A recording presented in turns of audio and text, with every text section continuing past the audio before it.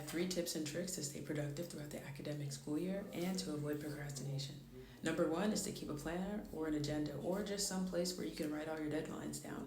I know for me, I use my Google Calendar to write down all my assignments and when they're due. This is going to help you stay organized and not be surprised about any upcoming deadlines. Number 2 would be to get started on assignments early. If you have an assignment that's due on a Friday and it's Tuesday, get started that Tuesday or Wednesday so you don't have to stress about it later. And lastly, assign different subjects and assignments for different days. So for example, when I was in school, I would do my biology work on a Tuesday. So I know that every upcoming Tuesday I'm going to work on biology and any homework or assignments that are attributed to that subject. These are the tricks that I use to stay organized and to avoid procrastination. Good luck.